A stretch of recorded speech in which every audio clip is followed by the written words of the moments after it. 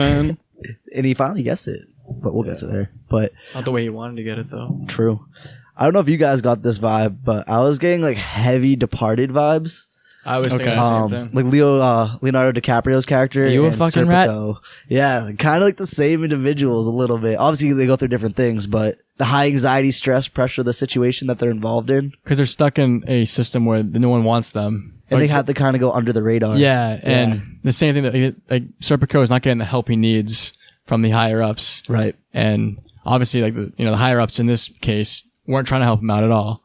But in The Departed, they've been very slow about it. Right. So.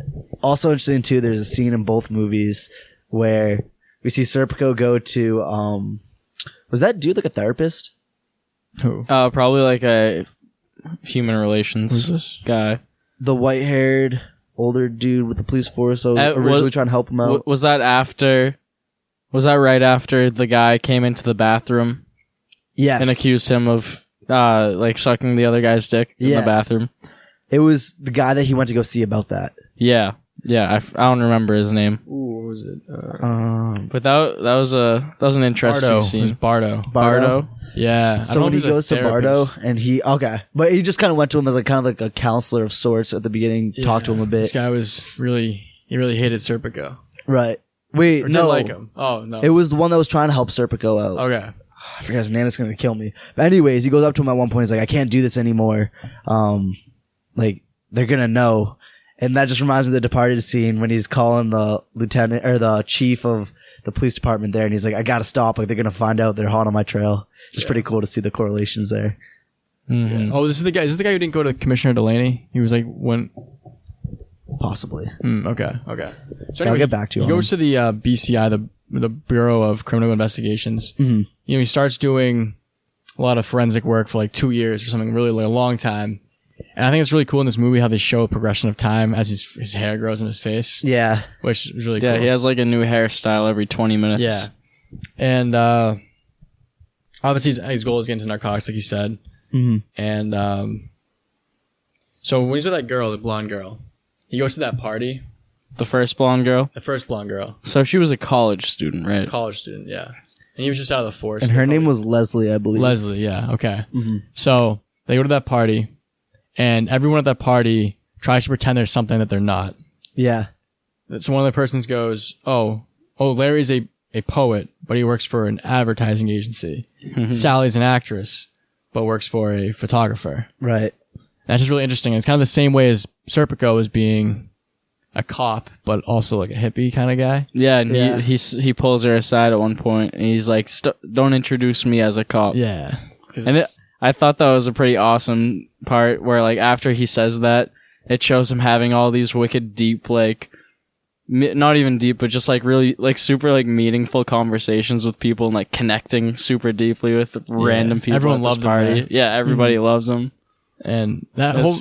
Yeah, it's like, like he's a cop, but he's a man of the people. He's more, yeah. Kind of bridge the gap, I think, between.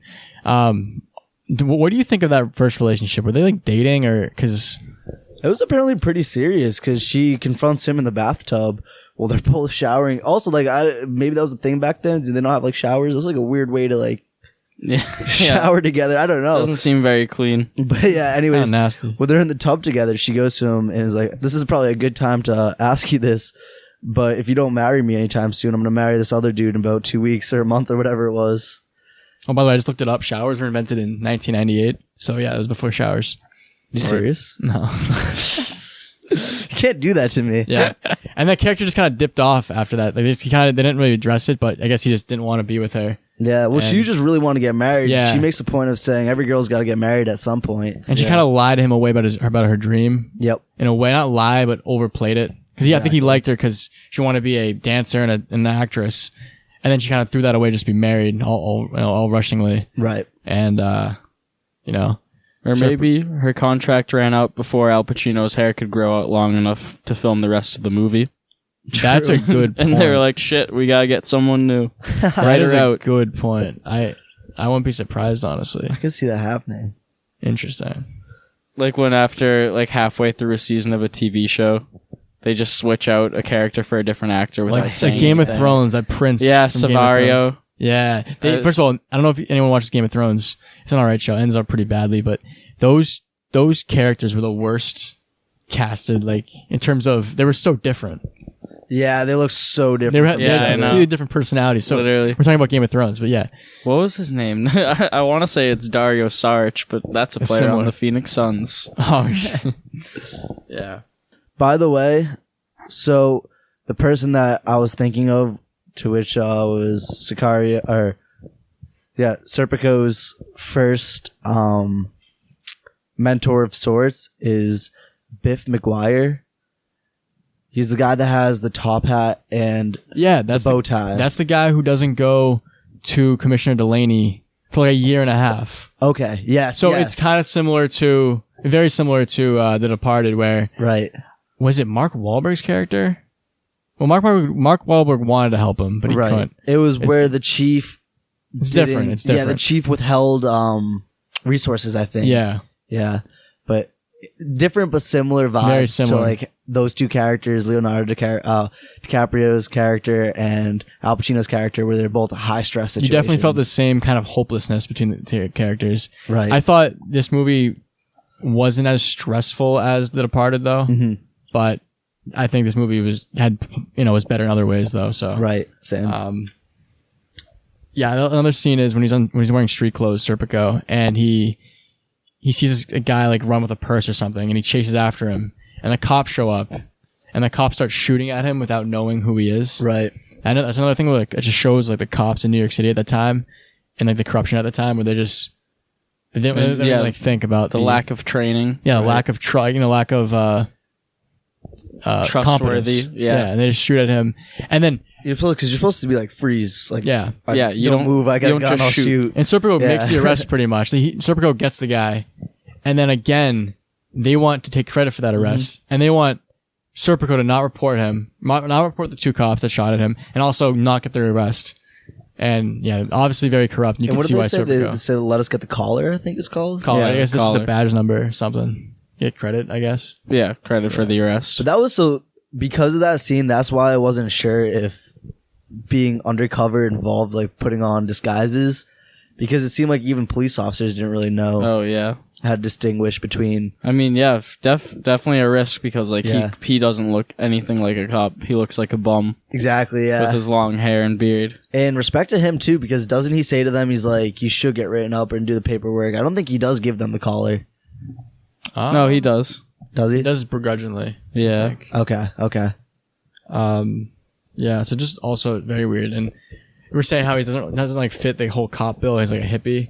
Mm-hmm. When they were in narcotics training and they passed the This is a marijuana cigarette. Marijuana cigarette around. No one on the street says reefer. Yeah. Stick. And they're like, "We want you to smell it, and I want you to smoke it to see, so you know the effects." And that was pretty cool. They hotboxed the police station. Yeah. And it was so obvious that he knew what it was, the way he was like holding it. He like looked like a natural. And that's the first time he meets Blair too, right? yeah. Yes. He's sitting next to him, who like clearly knows what's good. Blair He's like, "This takes is a good rip, stuff." and he's just like, "Man, this is good shit." That's where their friendship began. Yeah, Can we talk about how Blair looks like Will Ferrell? he does. I thought he was the character from The Godfather at first. The guy who plays Michael Corleone's brother. Yeah. But he wasn't. It's Tony Robbins. I don't know if he... Tony Robbins was in this movie that played Blair? Yeah. Okay. Which sounds familiar. I don't really know him from too many things. I don't know the name, but I thought he was pretty good. He was pretty good in this movie. Kind of been nice to have him in the movie, because it kind of made you feel less hopeless for Serpico. Yeah, And he was kind of... Yeah, he had one well-connected friend. Yeah. it was working out too for a while between the two of them. They're both on the same page. And then what was the first newspaper place they went to? Was that anywhere particular? It was the mayor's office. It was the mayor's office. The mayor's office. They're the mayor's office. Well, let's get into the corruption first. Yeah, let's do it. Okay. Let's backtrack a little bit. At his first precinct, the 93rd precinct, he gets $500 and he's, "I don't want no part of this." Right. So he requests a transfer, and he gets transferred to the Bronx. Okay. Okay, and then he goes finds out there, and then he finds out the first day he's with his new partner. I don't know his name, but he goes around and they get a skimp of like $500 per or 300 some crazy amount of money, per week. Right. Skipping criminals like gamblers and I think drugs. I think it might just be gamblers. Yeah. It was just taking their money so they didn't get turned in, right? Yeah. I mean, that's what the mafia does. They just take money from businesses. I guess it's criminals, but still. It was organized crime within the police force, 100%. Yeah. And this is going a little bit further down the road, but I'm not going to spoil anything. I just want to reference something that's said. But go watch the movie. Definitely go watch the movie. Highly recommend. But it's interesting that Serpico makes a point of stating for corruption to take place on a lower level, it has to be accepted by the higher up officials, which is kind of crazy that it was known throughout the whole force and no one really cared because everyone was getting a profit out of it in some way, shape, or form, which to me is pretty messed up. And even if the people did not want to get a profit off of something, like even if they didn't want to be part of it, I think it's so he gets that first guy who beats up the guy for $30 in the bath for $300 in the bathroom, beats him up, Right. And then Serpico obviously doesn't take the money, so he gets a new partner, and the new partner doesn't want to take it, but he said, "What am I going to do? I can't just not take it." Right. So it's kind of like you get peer pressured into taking it. So even if you are a good cop, you have to be like Serpico and just risk everything to be able to break the system. But And who's the cop that he's partnered up with when he sees his apartment after they make that big bust of money and they go back and he's like, "Make yourself a drink." And he also says to Serpico, he's like, "I'll keep your half stowed away just in case you come back and change your mind." it's like Al. Oh yeah. It's like Al Sarno. Okay. Yeah. No, Al Sarno was the cat. Oh, I don't know the first guy. I forget the first guy's name. Wait, was it Pasquale? Yeah, I think so. Yes, that's the guy who takes the money, beats up the guy for $300 in the bathroom. Wait, no. No, yeah. The guy who holds the cash for Serpico, it starts with an R. Don Rebello? Rebello. Yep. Yeah, that's what it is. Okay. Because that time when Serpico goes to the park and he meets up with like all the other cops and they're like, Yeah. "Where's your cash? Like, where's it all go?" And he's like, I told Rebello to hold it for me. Right. And then they're like, "Can't you just take $100 a week for expenses?" Yeah. He's like, he holds true to his morals. He just want to dirty his hands a little bit so he can't, Yeah, exactly. And going off that same thing you guys were saying earlier about how in the streets, everyone when he was walking across the street and he was playing with the fire hydrant. Right. And so you want me to get all wet? Similar to how, small town vibe in a positive way, the town was booing the cops. Like, "Oh, the new bag collectors." Like, Yeah. when they were, Yeah. and that's when he was with his new partner at the time, Al Sarno. And he was the guy who did not want to take the money also, but did it begrudgingly. Mm-hmm. So it just shows the whole culture of you can't really avoid it. It's why corruption is just so powerful. And yeah. So kind of going off what you were getting into about how they try to diminish it. So he wants to go to Commissioner Delaney and bring it up. Right. But he can't. So he goes to Captain McLean. That's the guy you're talking to. You thought was the therapist or whatever. Was it? No, it wasn't a therapist. You thought he was. He said is the guy who goes for help. Okay. So Captain McLean's the guy. And he says, "Oh yeah, Commissioner Delaney will reach out to you," and Delaney never does for a long time. And as time goes on, we suspect that Delaney isn't gonna help him out at all, and this guy is just Captain McLean's kind of giving him the runaround with this whole thing. Right. Trying to make it, "Oh yeah, we're coming for you." And after a while, they get desperate, and him and Blair decide to go to the mayor, and we're getting to the mayor because you were talking about that earlier. Right. So, was it their assistant? He was talking to the mayor's assistant. Yeah. So that was pretty crazy in my mind. So, him and his partner Blair, his cop buddy Blair, who's also trying to take down the corruptness within the police force, they go to the mayor's office and start speaking to this assistant of the mayor who is typing up, I think it's like a press release or something for the mayor.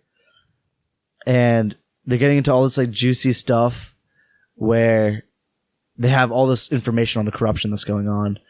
but then towards the end of their conversation